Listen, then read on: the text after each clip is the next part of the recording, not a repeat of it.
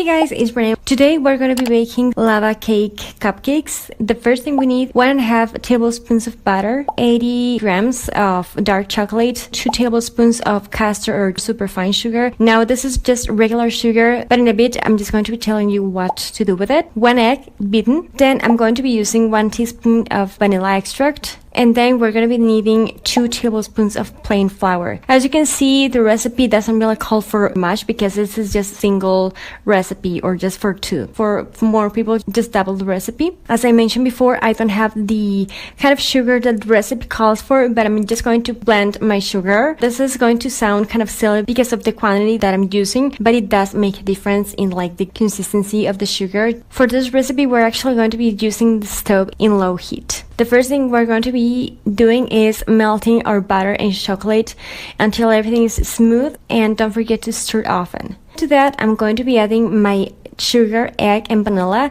Just try to stir as fast as you can because you're adding egg, just to avoid having scrambled egg. Mix until everything is combined, mix really well. Then we're going to be adding the flour. So I'm just going to stir this right after because I want my flour to go like everywhere. And then we're going to be using the whisk, and we're going to whisk everything until everything is combined. Once that's done, remove from the heat. Now, I got this recipe online, and the original recipe, they used this ramekin dishes. I didn't have them.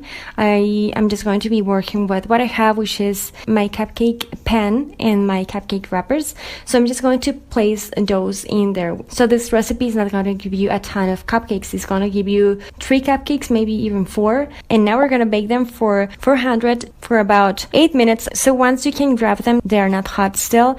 Just remove them carefully from the cupcake wrapper and then just place them on your plate. And then we're going to be dusting them with powdered sugar. The icing sugar is going to make them look even prettier, and it's going to help with the flavor. I was working with this recipe. This is the first time that I made it. I found it online. I'm just going to link it below, and I just want to give it a try in the shape of cupcakes. If you're into chocolate, you're going to like it. It's pretty much like eating a brownie but different. Just give it a try. You're going to like it.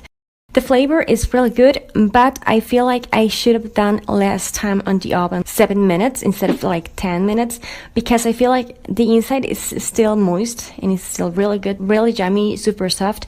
But the point of this cake, I feel like, is the inside when you slice them, like the whole chocolate like dripping all over the place. That's like the point of this ones. So if you're looking for that effect when you cut them, just like having chocolate all over your plate, and just don't do a lot of time in the oven.